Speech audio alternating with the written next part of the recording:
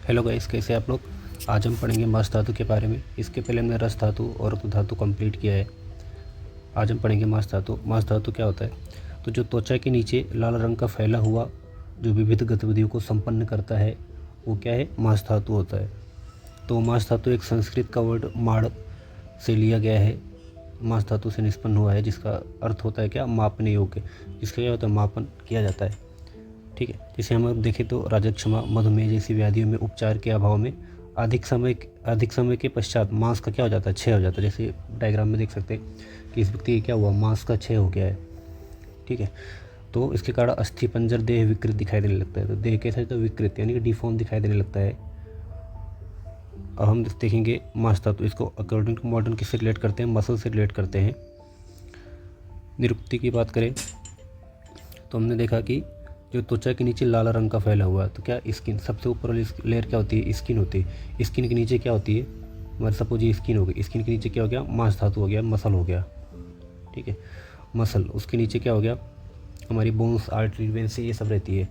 तो बोन्स और त्वचा के बीच में जो रहता है वो क्या होता है? मांस धातु होता है। उसके बाद अगर इसके पर्याय की बात करेंगे तो पर्याय तो क्या क्या होते हैं? इसको मांस को जो है ना विभिन्न नामों से जाना जाता है। जैसे उसको पिशित बोलते हैं। ठीक है, पिशित क्यों बोलते हैं? कि ये लंबाई, चौड़ाई, मोटाई के साथ एक विशिष्ट आकार देता है, इसलिए इसको क्या बोलते हैं? पिशित बोलते हैं। यानी कि एक डेंस फॉर्म में स्ट्रक्चर होता है, उसको क्या बोलते हैं? पिशित। उसके बाद तरस। तरस क्यों बोलते हैं? क्योंकि ये बल को क्या करता है? आधार देता है।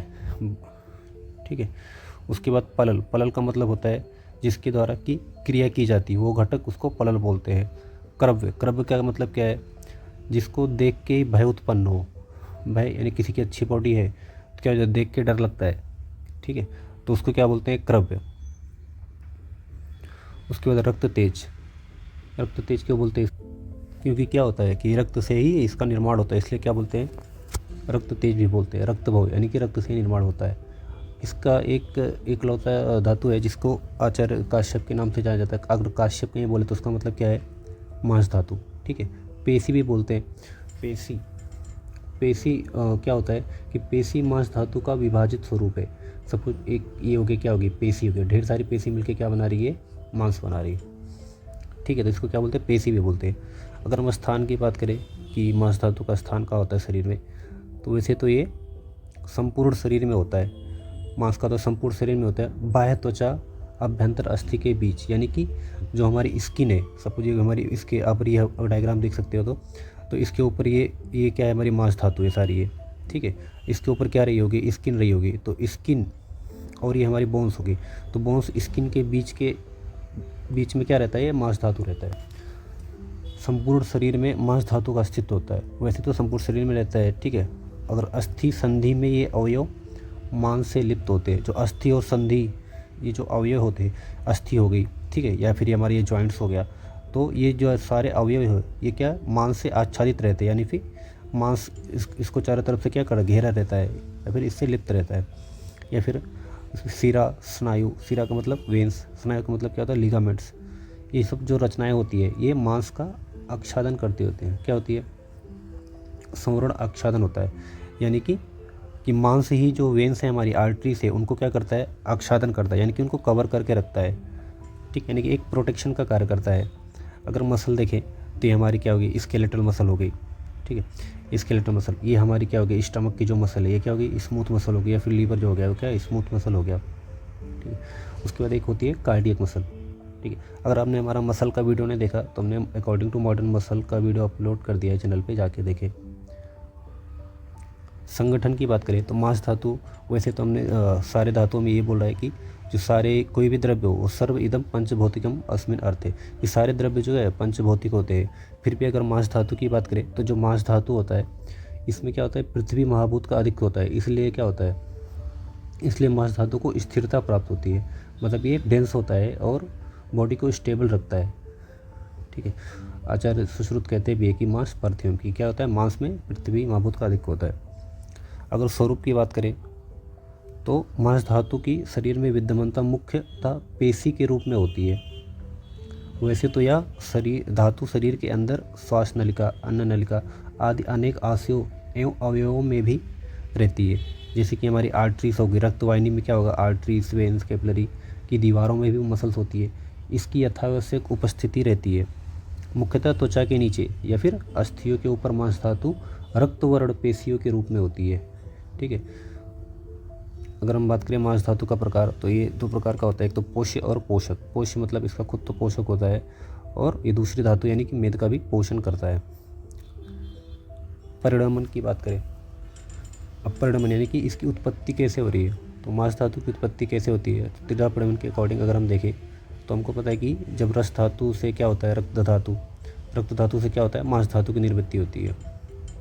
तो रक्त धातु से क्या क्या बनता है, एक तो रक्त पोषक अंश बनता है। तो रक्त जो पोषक अंश रक्त के फॉर्मेशन के टाइम जो मांस पोषक अंश होता है, तो मांस धातु पोषक अंश वो कहाँ पे जाता है, मांस स्रोतस पे जाता है, और उस पर मांस धातु अग्नि का क्रिया होता है। मांस धातु अग्नि की क्रिया किस पे होता है, मांस धातु पोषक अंश पे। और इसके दौरान क्या फॉर्म होता है, मांस धातु फॉर्म होता है। और उपधातु मांस की क्या होती है, वसा और षट त्वचा। और इसके साथ क्या फॉर्म होता है, मेद धातु का पोषक अंश, यानी कि अगली धातु का पोषक अंश भी साथ में फॉर्म होता है। और मल के रूप में क्या होता है, स्थूल मल, खामल, ठीक है, सूक्ष्म मल में क्लेद। ये सारे ही धातु में फॉर्म होता है, सूक्ष्म मल, क्लेद ही। ठीक है, उसके बाद अब रक्त से मांस कैसे बनता है, ये बात आचार्य को हजम नहीं हुई। तो एक इसका कॉन्सेप्ट क्या है कि जो वायु होती है, जल होती है, तेज होती है, ठीक है, ये सब मिलके क्या होते हैं, मांस धातु का फॉर्मेशन करते हैं। ठीक है, तेज की उष्मा से संयुक्त तथा अपनी अग्नि से पक्व हुआ रक्त। ठीक है, तो रक्त से मांस कैसे बनता है, तो जो रक्त होता है वो तेज की उष्मा से पक्व हो जाता है और स्थिर हो जाता है, और उसे क्या बोलते हैं, मांस धातु बोलते हैं। अगर हम देखें फॉर्मेशन टाइम, कितने टाइम में ये मांस धातु का फॉर्मेशन होता है, तो आचार्य चरक कहते हैं कि तीसरे दिन, और अकॉर्डिंग टू आचार्य सुश्रुत देखें तो 10वें दिन फॉर्म होता है। इसका एक सिंपल सा ट्रिक है याद रखने का, कि आचार्य चरक है वो ऐसे बोलते हैं, पहले दिन रक्त, पहले दिन रस, दूसरे दिन रक्त, तीसरे दिन मांस, मेद, अस्थि, मज्जा, और 7वें दिन क्या होता है, शुक्र का फॉर्मेशन होता है। अगर सुश्रुत की बात करें तो सुश्रुत 5-5 दिन के अंतर बढ़ते हैं। रस का फॉर्मेशन तो एक दिन में हो जाता है, लेकिन रक्त का 5, फिर मांस का 10, मेद 15, ऐसे फिर 5-5 दिन का गैप लेना है। तो ऐसे ट्रिक से याद कर लें कि सुश्रुत में ये कुछ क्रॉस जैसा होता है, यहाँ पे नाम में कैसे क्रॉस जैसा रहता है, तो इसे क्रॉस क्या करना है, 5 से मल्टीप्लाई करना है। ठीक है, तो इसका अकॉर्डिंग फॉर्म होता है।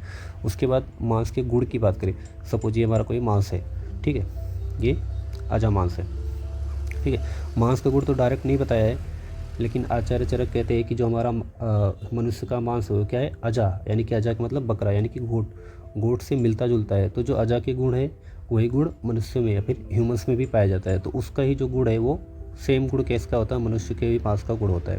तो अकॉर्डिंग टू चरक क्या बोलते हैं, आचार्य चरक सुश्रुत सूत्र स्थान 27वें चैप्टर के 61 श्लोक में क्या बोलते हैं कि अजा मांस के बकरे का मांस तथा मनुष्य का मांस गुणात्मक दृष्टि से समान गुण वाले होते हैं। ठीक है, तो अगर हम गुण की बात करें तो ना अतिशीत ना गुरु, ठीक है, तो ना तो अतिशीत होता है ना अति गुरु होता है। ये क्या होता है, स्निग्ध होता है, यानी कि क्या होता है, स्निग्ध। ठीक है, उसके बाद मांसम अजम दोषलम, शरीर धातु सामान्यता अनिविशंधि वृहणम, और शरीर को क्या करता है, अनिविशंधि होता है, और ये शरीर को वृहण यानी कि बल प्रदान करता है, वृहण करता है, पोषण करता है शरीर का। अब मांस की प्रमाण की बात करें, जैसे हमने रस धातु में, रक्त धातु में अंजलि प्रमाण पढ़ा था, जबकि मांस धातु में ऐसा नहीं है, यहाँ पे कोई अंजलि प्रमाण नहीं होता है, मांस को अंजलि प्रमाण से माप नहीं सकते। ठीक है, तो मांस को मापने के लिए फिर क्या होता है, तो प्रत्येक शरीर की स्व प्रकृति के अनुसार तथा अवस्था के अनुसार प्रमाण विभिन्न होता है। जैसे शरीर का संगठन अगर सम है, सुडौल है, दृढ़ है, समसहनन है, मतलब यूनिफॉर्म डेंसिटी है, तो मांस का प्रमाण क्या है, समान है, ऐसा अनुमान किया जा सकता है। इसके विपरीत अगर मांस वृद्धि जन्य जैसे व्याधियाँ हो, जैसे ग्रंथि हो, ठीक है, गंड यानी कि गोइटर हो, किसी को पीड़ पिंपल्स वगैरह हो, या फिर मांस क्षय जन्य यानी कि जैसे कार से हो, ठीक है, बहुत दुबला पतला आदि लक्षण, ये सब कैसे क्या डिनोट करते हैं कि उसका मांस क्या है, अयोग्य है, यानी कि सम नहीं है। ठीक है, ये सब सूचित करते हैं। मांस के कार्य की बात करें अगर हम, तो मांस का कार्य क्या है, तो शरीर की पुष्टि करना, एक तो शरीर को बल प्रदान करता है, पुष्टि करता है। लेकिन आचार्य सुश्रुत ने क्या बोला है कि मांसम शरीर पुष्टि में दिशा, तो मांस क्या करता है, शरीर की पुष्टि करता है, और मेद का क्या करता है, फॉर्मेशन करता है।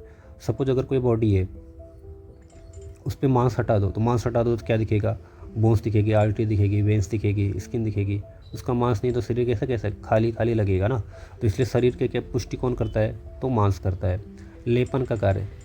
ठीक है, इसके लिए हेमाद्री जो आचार्य वाग्भट के टीकाकार है उन्होंने क्या बोला है कि जैसे जिस तरह के दीवारों पे ये प्लास्टर, दीवारों को प्लास्टर क्या करता है, कवर करता है, उसी प्रकार जो हमारा मांस है, मांस धातु है, वो क्या करता है, हमारी जो बोन्स है, हमारी आर्टरी है, वेन्स है, नर्व्स है, इनको क्या करता है, कवर करता है, यानी इनको क्या करता है, लेपन कार्य करता है। ठीक है, तो मांस क्या करता है, देह का लेपन कार्य करना, यह मांस धातु का क्या है, श्रेष्ठ कर्म है। श्रेष्ठ कर्म क्या है, मांसस्य लेप श्रेष्ठ कर्म, देह का लेपन करना। और क्या करता है, मांसपेशियों बलायु स्नायु औष्टम्भाय देहिना, तो मांसपेशियों को बल देता है, स्नायु यानी कि लिगामेंट्स वगैरह को बल देता है। प्रसारण अंकुचनियो अंगानाम कंडरमता, क्या करता है, प्रसारण यानी कि एक्सटेंशन करता है। ठीक है, अंकुचन मतलब कि ये क्या करता है, कॉन्ट्रैक्शन करता है। तो ये सब किसका कार्य है, जैसे यूट्रस का कॉन्ट्रैक्शन हो रहा है तो उसके द्वारा बेबी बाहर आता है, तो वो सब किसके द्वारा होता है, मसल्स के द्वारा होता है। तो मांस का कार्य क्या है कि कॉन्ट्रैक्शन, एक्सटेंशन। अगर आचार्य वाग्भट की बात करें, ये तो अकॉर्डिंग किसके था, शारंगधर।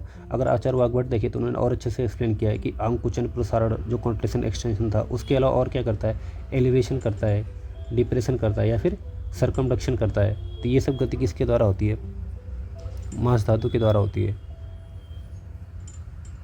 और भी देखें तो हमारी जो सिरा है, स्नायु है, या फिर स्रोतस जो हमारे चैनल्स है, यानी कि वेन्स, लिगामेंट्स या चैनल्स, या फिर आर्टरी, इन सबको एक या फिर शाखा या फिर उपशाखा फॉरलिम्स को आधार प्रदान करता है। क्या करता है, एक डेंस या कॉम्पैक्ट फॉर्म में फॉर्म करके रखता है। तो वो कौन प्रदान करता है, मांस धातु।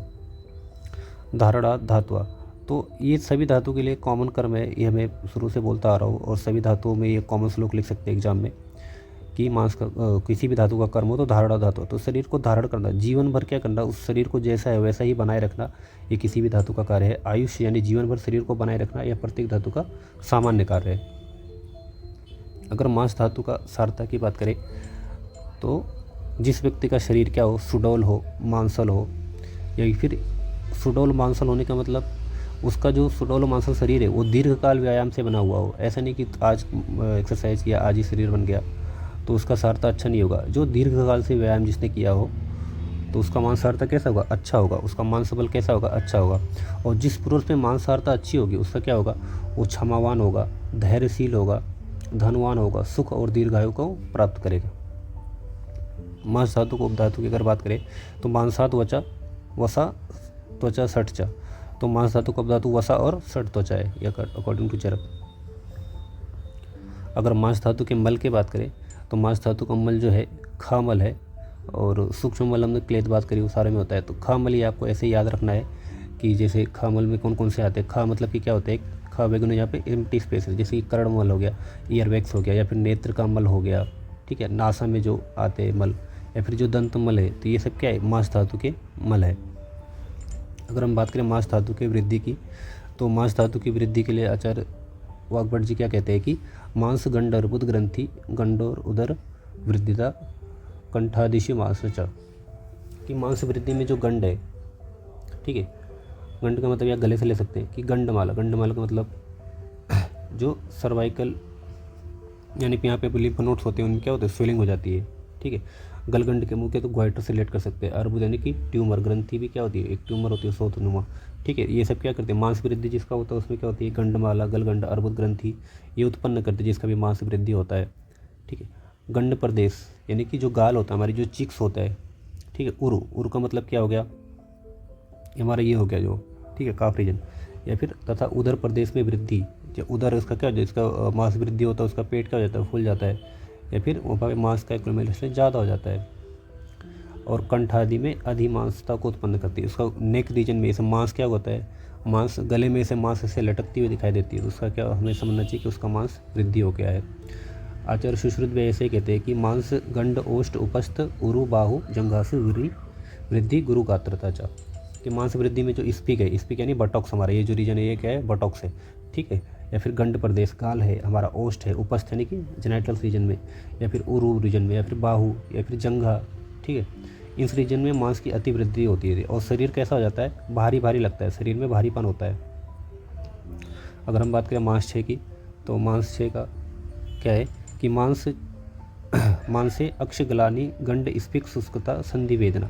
मांसक्षय में क्या होता है, अक्षगलानी, अक्ष का मतलब यहाँ सिर्फ आंखों से नहीं लेना है, अक्ष का मतलब क्या है, सारी इंद्रियों में ग्लानि होती है और दुर्बलता उत्पन्न होती है, उनकी जो उसके काम करने की सामान्य शक्ति है वो फिर कम हो जाती है, ठीक है। या फिर जो गाल प्रदेश है, ठीक, स्फिक, इसमें क्या होता है, शुष्कता, यानी कि ये सब कैसे हो जाते हैं, शुष्क हो जाते हैं, मतलब एकदम पतले, या फिर उसकी बटॉक से एकदम रहेगा ही नहीं, ठीक है। और क्या होता है, संधियों में वेदना उत्पन्न होती है उसके।